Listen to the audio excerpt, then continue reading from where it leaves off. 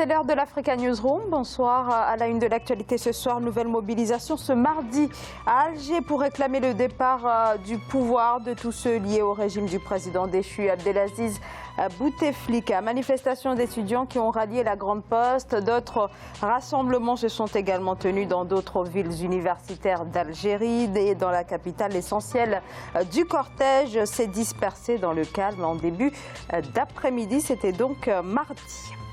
2020 et 2025, désormais à la portée du président togolais Faure Gnassingbé, les députés ont adopté à l'unanimité le projet de loi portant révision constitutionnelle. Une partie de l'opposition monte au créneau, on en parle en deuxième partie d'émission. Et l'Afrique face au défi du numérique, l'accélération du passage au numérique, l'objet justement du 5e sommet sur le développement numérique en Afrique qui s'est poursuivi ce mercredi à Kigali au Rwanda. Des milliers d'acteurs du domaine, mais aussi des chefs d'État sont sur place. Pour le décryptage de ces actualités, j'ai le plaisir de recevoir ce soir Raphaël Goma. Bonsoir. Bonsoir Zara. Bonsoir, vous êtes enseignant-chercheur à l'Université Paris 13 Villetaneuse. Sur ce plateau également, l'avocat au barreau de Paris, Michel Langa. Bonsoir. Bonsoir. Bonsoir et à vos côtés, Alseni Thiam. Bonsoir. Bonsoir. Bonsoir, vous êtes économistes. Merci à tous les trois d'avoir accepté notre invitation. Place à l'actualité.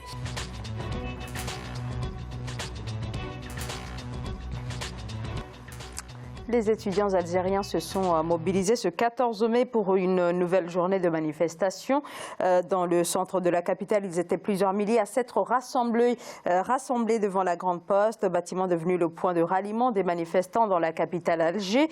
Ils sont parvenus à forcer sans violence plusieurs cordons de policiers pour rejoindre le siège de l'Assemblée nationale. Protestation donc pour la 13e semaine consécutive. Les étudiants demandent le départ d'Abdelkader Ben Salah, chargé de la transition, mais aussi tous les dignitaires du régime Bouteflika. La rue maintient donc la pression à l'approche de l'élection présidentielle fixée au 4 juillet. Les manifestants craignent que ce scrutin ne serve qu'à conforter le pouvoir intérimaire dont ils réclament donc le départ. Voyez ce sujet qui nous a été préparé par Corinne Kamdem.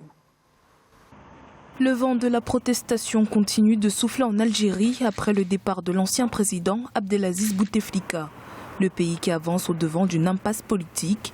Ce mardi 14 mai, plusieurs milliers d'étudiants ont manifesté pour la deuxième fois depuis le début du Ramadan dans plusieurs villes du pays pour réclamer un changement radical du système de gouvernance. Une révolution est en cours en Algérie. La logique de la révolution nécessite une période de transition mettant fin aux vestiges du régime précédent et constituant un comité indépendant chargé d'organiser et de surveiller les élections. L'organisation des élections dans le cadre des mécanismes actuels est une forme de suicide politique. Les étudiants s'insurgent contre toute élection organisée sous le contrôle de personnalités du régime de l'ancien président Bouteflika. Abdelkader Ben Salah, président du Conseil de la Nation, et le Premier ministre Noureddine Bedoui sont en ligne de mire.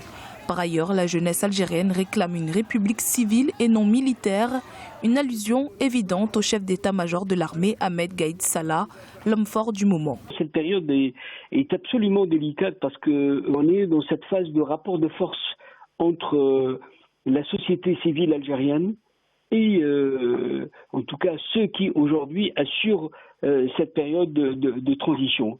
Alors que la date limite de dépôt de candidature est prévue dans une semaine, aucune figure connue ne s'est manifestée pour l'heure, même si le ministère de l'Intérieur a annoncé l'existence de 70 déclarations d'intention. Alors dans le sujet, il est question donc du rapport de force. Raphaël Goma, comment vous le définiriez depuis l'arrivée au pouvoir, depuis la nomination d'Abdelkader Ben Salah chargé de la transition? Oui, en fait, effectivement, il est question de rapport de force, il faut le dire. Mais disons d'abord que, en fait, pourquoi les jeunes sont dans la rue? Les jeunes sont dans la rue parce qu'il y a des jeunes diplômés qui sont au chômage. Il y a l'élite qui est désespérée carrément. Et si on regarde la qualité de l'éducation, elle est en dégradation. Et même au niveau de la santé, l'Algérie connaît vraiment une dégradation, disons, par rapport à toutes ces années où Bouteflika est resté au pouvoir. Et donc un rapport de force s'impose. Évidemment, je dirais qu'il y a une certaine dichotomie entre la jeunesse et le pouvoir militaire, parce que ne le cachons pas, c'est un pouvoir militaire qui est là. On a beau saupoudrer en mettant, disons, le président de la transition, mais en réalité, ce sont les militaires qui tirent les ficelles. Et en ce moment, les jeunes, je pense qu'ils ont pour l'instant, je dirais, l'appui de la population. Et en ce moment précis, le rapport de force est en faveur de la jeunesse. Il ne doit pas lâcher. Il faudra que les autorités comprennent que finalement, c'est tout le système Bouteflika qui est mis à nu et que l'on ne veut plus en Algérie. Parce que ce n'est pas enlever Bouteflika pour mettre son adjoint ou pour mettre son chef d'état-major. Ça ne change pas, le système restera réel. Donc, par conséquent, il faut un changement radical au niveau des institutions. Et c'est ce que les jeunes veulent. Michel Langa. C'est très bien que la jeunesse manifeste, qu'il y ait une prise de conscience. Ils sont éclairés, et ils peuvent éclairer aussi la cité. C'est une bonne chose.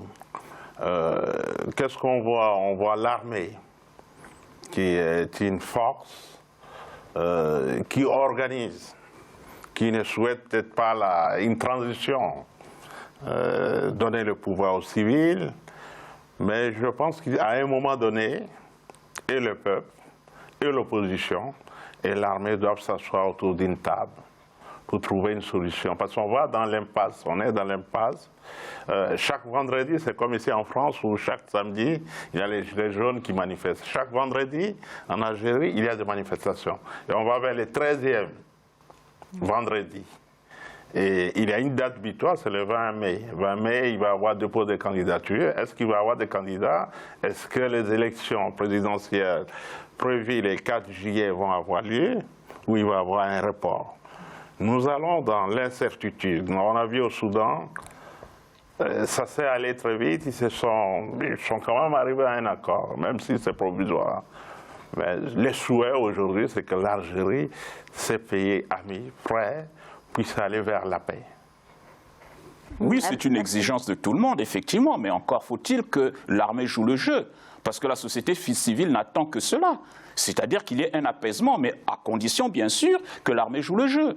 Parce qu'on ne peut pas se maintenir au pouvoir en disant, bon, ben voilà, Bouteflika est parti, nous avons limogé son frère, nous avons limogé le chargé des renseignements, ben non, tout va bien, allons-y aux élections. Mais dans quelles conditions? Dans quel contexte? Je ne pense pas qu'en ce moment précis, qu'on puisse aller aux élections en Algérie.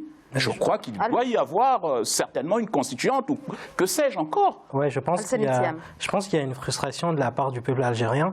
Et moi, j'ai envie de comparer par rapport à l'année 2010, où il y a eu la crise justement au niveau de tous les pays du Nord.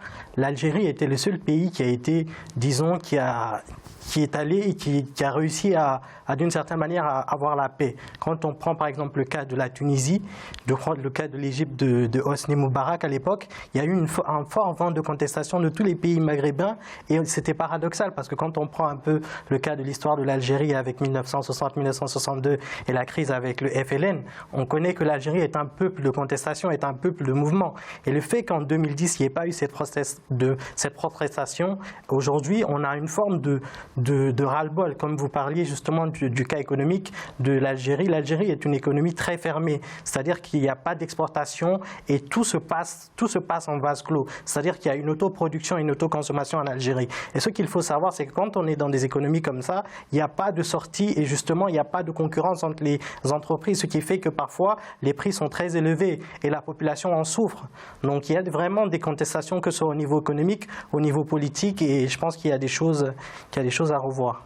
Et à cela, il faut ajouter que la rupture totale, c'est le fait que lorsqu'on regarde le train de vie des autorités actuelles et qu'on regarde la misère des populations, ben on se pose des questions. Exactement. C'est ça, et justement, c'est ce qui fait le ras-le-bol des jeunes et des populations. Exactement, parce qu'en Algérie, c'est comme dans certains pays d'Afrique du Nord, on est dans une forme de clan autour du pouvoir, et c'est vraiment le clan qui s'enrichit et le reste de la population n'en bénéficie pas.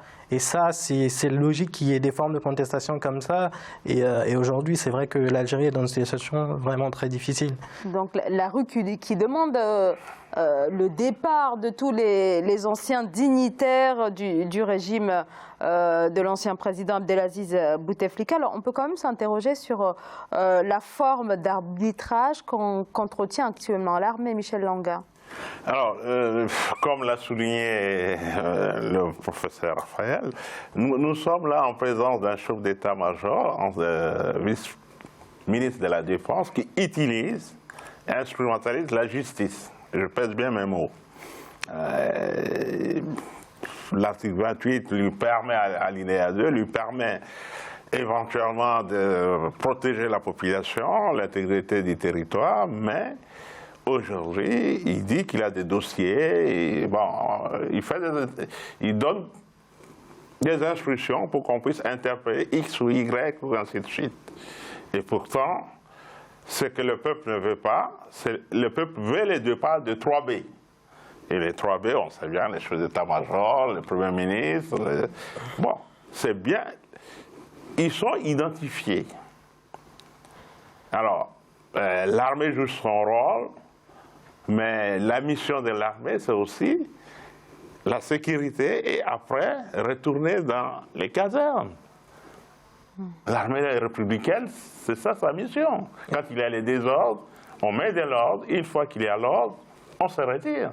L'armée ne doit pas profiter de la situation actuelle pour qu'il n'ait pas une transition digne de son nom. Sinon, le prétendant algérien n'aurait vraiment pas de sens. En plus de l'armée, comme je l'ai dit, il y a une forme de frustration, ce qui fait qu'en fait, notamment le président de l'Assemblée qui a été élu, c'est des gens qui ont vraiment travaillé dans le système Bouteflika. Donc c'est des gens du système et voilà pourquoi le peuple algérien souhaite vraiment une forme de révolution. Et quand on dit révolution, on parle de changement total. Et je pense, voilà, c'est légitime aujourd'hui que le peuple algérien dénonce en tout cas cette situation parce qu'ils sont dans une logique de changement total et non pas un changement partiel. Et quand on prend des anciens dignitaires du régime et qu'on les met à la place qu'ils sont la leur aujourd'hui, on se pose des questions sur le réel changement qui se passe et l'effet de cette révolution et de cette manifestation-là.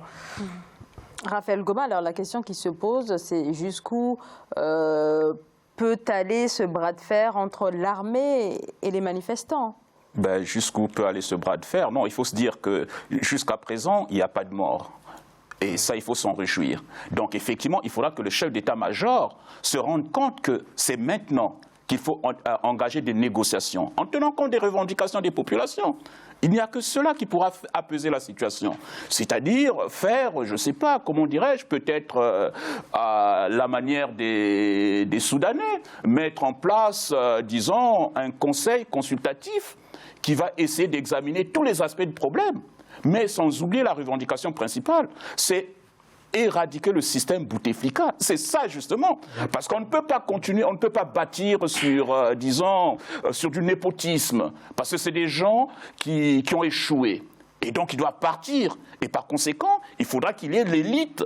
L'Algérie ne manque pas des cadres pour, disons, assainir l'économie algérienne. Il ne manque pas des cadres politiques aussi pour éclairer les populations. Je crois que les gens sont là. Maintenant, il faudra qu'ils s'asseyent, qu'ils trouvent ensemble un compromis qui permettra d'organiser des élections apaisées et qui permettra que tout le monde puisse participer à ces élections. Je pense qu'au niveau de l'opposition, pour l'instant, on n'a pas un leader charismatique qui apparaît. On voit pendant les manifestations, on voit des avocats, on voit la société civile, mais pour l'instant... Vous savez, moi je n'ai jamais cru à un leader charismatique. Le leader sortira.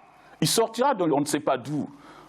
Croyez-moi, ce n'est pas question d'aller chercher Paul ou Pierre parce qu'il a une carrure, parce qu'il est connu au niveau international. Il y a l'élite, les gens sont là et vous verrez, ils seront capables de... Je vais vous prendre un exemple. Bah, attendez, prenons l'exemple de la France. Macron n'était pas un leader charismatique. Aujourd'hui, Macron dirige la France. Personne ne l'attendait là où il est. Il en est de même en Algérie. Il y aura quelqu'un qui sortira de ce mouvement qui pourra mener à bien, disons, les destinées du peuple algérien. C'est mon point de vue. D'où peut-être le rôle de la conférence nationale. Ça dépend de la forme que les Algériens donneront.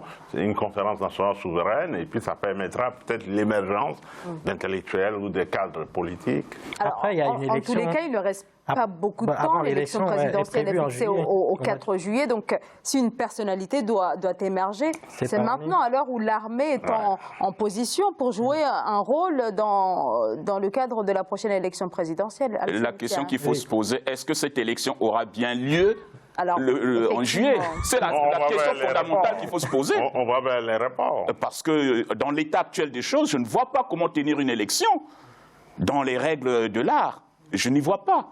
Et donc je pense qu'il faudra qu'ils aillent vers des négociations, quitte à mettre une transition qui permettra d'organiser sereinement les élections. Alseni Thiam. Après, moi, j'ai lu dans un article récent qu'il y a eu 67 candidatures qui ont déjà été enregistrées. Donc, je pense qu'ils vont en tout cas vers la bonne voie, vers le processus d'élection, parce que les premières, disons que les premières listes ont été déjà constituées. Et je pense que c'est déjà de bon augure. Ce que je crains, que l'on vive ce qui s'était passé en 1988, souvenez-vous, avec le fisc. Le fisc, pardon. J'ai peur. Donc, je pense que ça ne sert à rien de se précipiter dans une élection qui va engendrer des monstres, qui va plonger, disons, l'État algérien, ou pour ne pas dire l'Algérie, dans une situation de graves troubles, et dont on ne s'en sortira plus. Je pense que les gens doivent être lucides de se dire... Le 14, je sais pas, le 14 juillet, c'est le 4 juillet. Le 4 juillet n'est pas une date, disons, butoir pour se dire forcément, il faudra que nous organisons les élections. Je crois que les gens doivent être lucides en se disant, dans l'état actuel, examinons toutes les possibilités. S'il y a un report, nous faisons un report. Merci. Et je pense que le chef d'état-major n'est pas chaud pour aller aux élections dans les conditions actuelles. Non? Eh bien, merci beaucoup à tous les trois pour ce décryptage. On va marquer une très courte pause. On se retrouve dans quelques secondes. À tout de suite.